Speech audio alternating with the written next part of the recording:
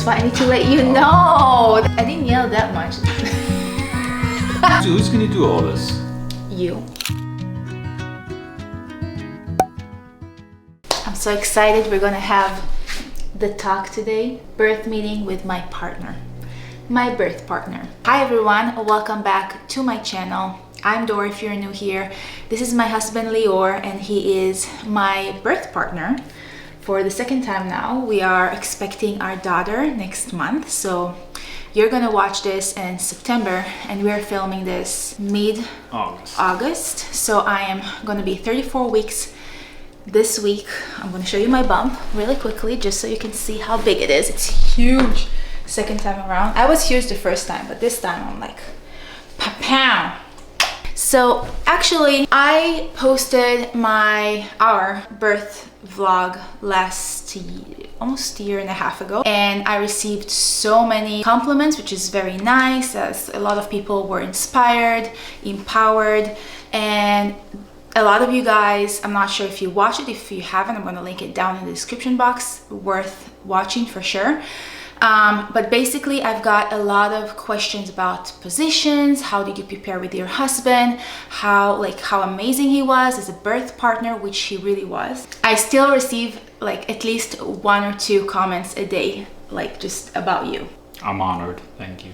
We did prepare for the big day. I really feel like it's a marathon and you can't just like come to the marathon with no preparation at all. So I thought it will be really helpful to share with you guys what we had done the first time, and we're gonna do it with you again the second time around. How we prepare for birth. So I have a few things we need to go over. I mean, we did it the last time, like not so long ago, like 2 years ago, but we still need to refresh our minds. And especially this time around, we're doing a home birth versus hospital birth. Even though it was amazing in the hospital, I did have a few things that bothered me, and I was really into home birth right from the start. But first time around, I was not completely like comfortable with it. So this time we're going that route, and there are some things that will be a little bit different. So I'm gonna highlight the differences if there's like a big difference between the home and the hospital, obviously. But now we're gonna just honestly prepare. We haven't done this talk before. Like I was just waiting for him to come back from New York, going through everything we need to prepare for. And yeah, I thought it would be really helpful in case you want to prepare with your partner. Those are the things that I would recommend to go over in order to have a better birth environment, basically, for you to be like more relaxed, knowing that the partner knows what you want, what you wish for, and he or she can be your speaker or advocate. That's the right word. Right. Just to emphasize, partner doesn't mean like life partner. It doesn't mean a husband, boyfriend, or something like that. Partner is whoever you feel comfortable with having the birth, helping you out, and you trust him fully to do whatever you want him to do. Or her. That's her or him, whatever. Yeah, that's true. That's the definition of a birth partner. Let's get started with the first thing, the environment. What I want to do here, it's exactly what I asked for in the hospital. Right, I mean, depends about the hospital. Yeah, if they allow that. Yeah. But I feel like now there's more like awareness, and I feel like most of the hospitals now allow. What I'm talking about is just like bringing diffuser. We had a diffuser with a specific scent that I liked. So if you like calm music, if you like more upbeat music, I don't know, maybe that's your thing. I like dim light, so I want a dim light. He also brought this like fairy light, which was really, really nice for the environment in the hospital. So basically it's not that different. I want exactly the same thing right here. We're gonna do the birth pool in our dining room area just because we're not using it almost never. As soon as I'll get the birth pool in 2 weeks, I think, we're gonna clear this area and prepare for birth as if it was the hospital like room. And we're not gonna touch it until the time comes, and you will need to like set up the pool and everything. But basically we're gonna do exactly the same like environment, atmosphere as we did in the hospital here. Put something on the TV. Maybe I would want the TV on. Ooh, we can do that. It's really important to just set up the mood that you will feel comfortable in, and explaining and just letting your partner know what you expect the room or the environment to be like. Okay, so I think the biggest thing, which I was supposed to talk about first, is just setting up expectations in terms of mindset. Not only the space and the environment, also what I generally expect from birth, what my wishes are in terms of intervention, in terms of like what happens if. It's a little bit different at home, because at home obviously you're not going to have that many intervention. The midwife knows you. I've been talking with her about birth throughout like the pregnancy, so she knows what I kind of expect. But it's really important to talk about it with your partner, just in case she won't make it. So in the hospital, I didn't want pretty much any intervention. I just wanted to have the team kind of like looking at me and helping if needed. It was really difficult in the hospital because it's just protocols. They need to intervene somehow. So that bothered me. That's why I'm doing home birth this time. But I just told you what I wanted, and you really advocate for me. You just said no to anything they offered. You also need to be open-minded, and just in case something happens, you need to talk about those cases too. So for example, here, if something happens, I will need to go to the hospital. We need to know which hospital. I mean, if something happens, that's an emergency. Yeah, so emergency ambulance, room, no matter where closest, the ambulance is going to take you. That's true. So it's not our decision really, it's the... They will ask. She did say have like one or two. They will ask. Obviously, but yeah, you know, the medic team would have their preference of where to take you. In terms of my midwife, I already told her I don't want like any intervention. Maybe one cervical check if really needed, if I really feel like I'm in labor for a really long time, just to know the progress. For me, it helped previously. But generally hoping it will be kind of quick enough to not need to know where I'm at, and just let my body, you know, do its own thing and go with the flow. And that's pretty much what I would hope for. Basically, I want to listen to a guided meditation kind of thing, a guided hypnobirthing. I feel like it's going to be more helpful, just because last time I snapped out of it a few times and I don't want that to happen again. In terms of encouragement, you were so amazing last time. You always told me that my body is capable. You basically did the guided meditation for me. So maybe I would prefer to hear you eventually, because it was so calming to know it's like you, and you actually see me and you know I'm capable. It was really helpful. Another really important thing that I really liked last time, and I didn't even notice it until I added the video. You just did what you thought was needed. Explain. I need to explain. So basically, I originally said like I don't want any intervention. I just want calm thing, like everything to be calm and to be in my own space and mindset, and just don't be bothered at all. But I still needed some help that, you know, is pretty obvious. So for example, I needed to drink water. It's been like, you know, it's an intense thing. You need to drink throughout your labor. You need to make sure you're breathing, you're not getting too hot, not too cold, all those things that are just like basic. And you noticed those things and just did them. You never asked me, do you want water? Are you cold? Are you hot? You just saw me sweating, brought me a cooler towel, put on my head, and you just offered me water all the time. So I feel like that was super helpful and really helped me, because I don't think I would ask anything, because I was such in my own world. Right. So you just really noticed what I needed and offered to me. I mean, that's the purpose of the partner. I know, but a lot of the times I watch like birth vlogs, and the husband always, like the partner, whoever that is, asks, do you want water? Are you okay? Do you need something? How can I help? Like, no, don't ask, because we are not capable of making any decisions. We're not even capable of knowing what we need or what we want. So in terms of like pain management before giving birth, you might not experience any. With Fox, I was just uncomfortable. I wasn't like in pain until like the last couple of weeks. But this time I'm experiencing pain. So we did practice a few like positions that really helps me to alleviate some of the pain.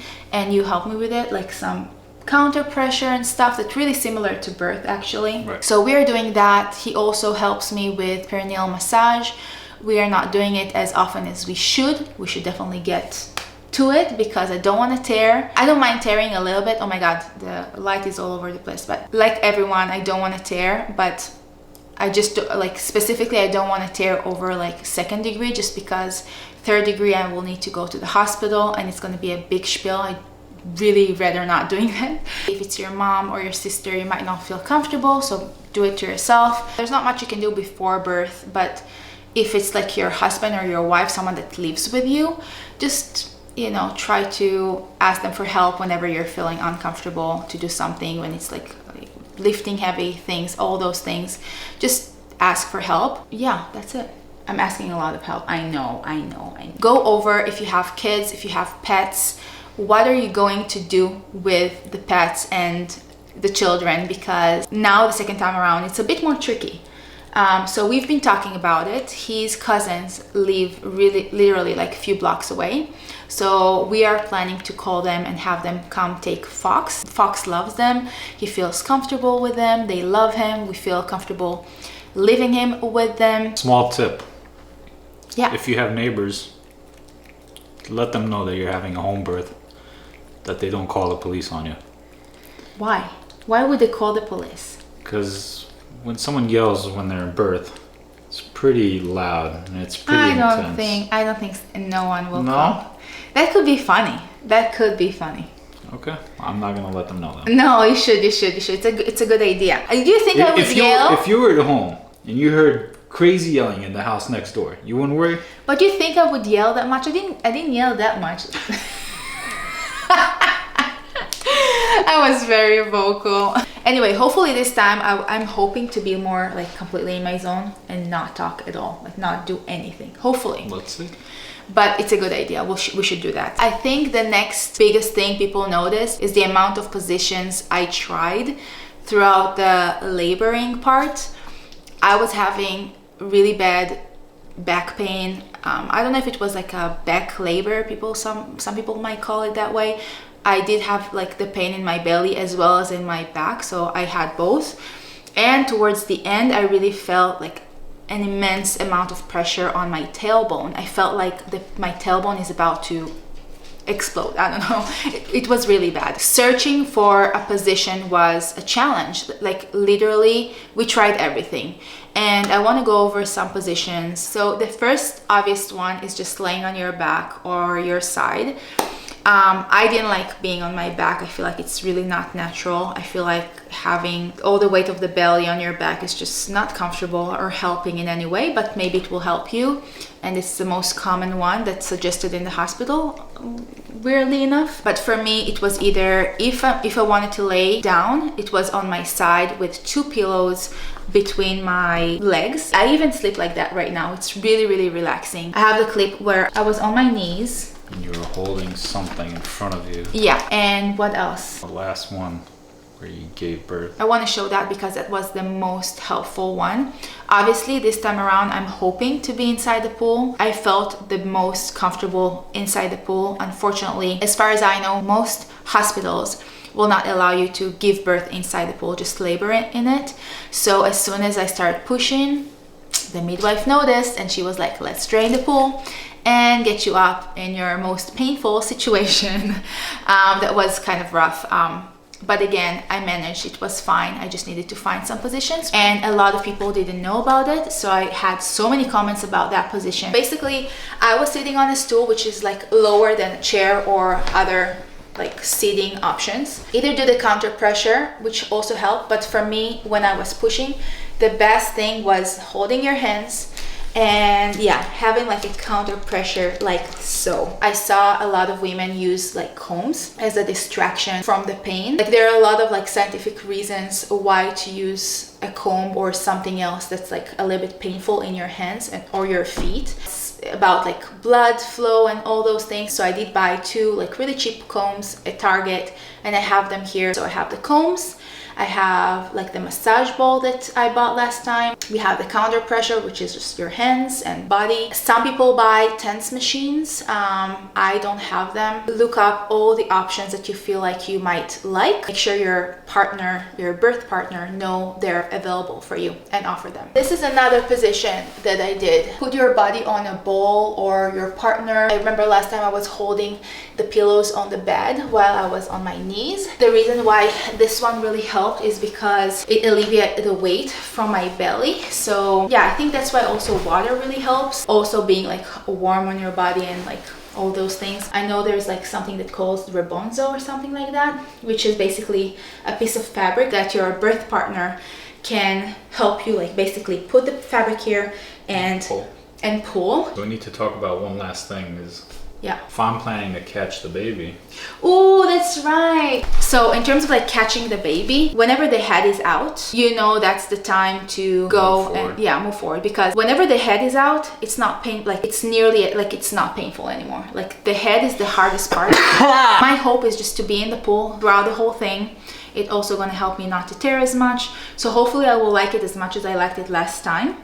And I'm going to push inside the pool, and you're gonna see, or you're gonna notice the head is out, and you just catch the baby and hand me the baby. You're gonna be the first person to touch the baby, and then you're gonna put it on me. I think it's gonna be really special. This is my ideal like dream birth, and hopefully that will happen. So the last thing I want to go over is what I expect for afterbirth, what I want to do with the placenta, what I want to do with baby. So I think I do want to do the not to cut the cord, to burn it. I think it's really special. You seriously want to hold the candle?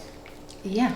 And just let it burn slowly, slowly. That's the whole purpose. That's exactly what I want. The whole idea of like burning it instead of cutting it is to bring the baby to the world, not with something so abrupt and aggressive, with something more gentle and warm. It's an ancient, I think it's a Greek thing. I don't know. Okay, I so read it's it from somewhere and I really loved the idea. I need to like send it to you. Now with the placenta, I don't want to encapsulate it, you know that already. We need to clean it a little bit, put it to like dry, and then the next day hopefully it will be like dry enough to put like paint and do like the printing thing. So I saw it somewhere. Who's gonna do all this?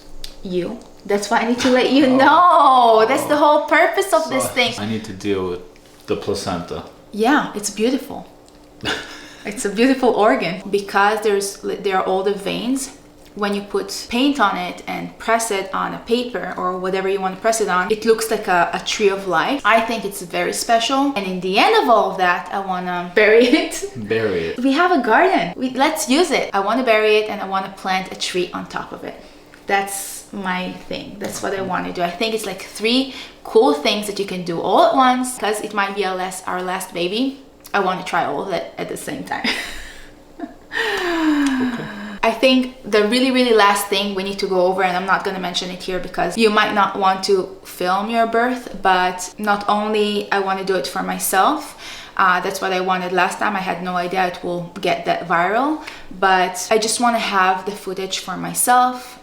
I want to share it with you if it will be like appropriate. I don't know, I will decide when the time comes, but I know a lot of you are expecting it, so I will try my best to have a birth vlog again. I love watching our previous, so I truly want to do it again. So for us, it's just talking about like camera's position, which cameras we're gonna use, how we're gonna set it up. We need to go over that as well once we're gonna set up this area, see what's gonna work out. But if you do wanna film your birth, highly recommend it, even if it's just for you as a memory.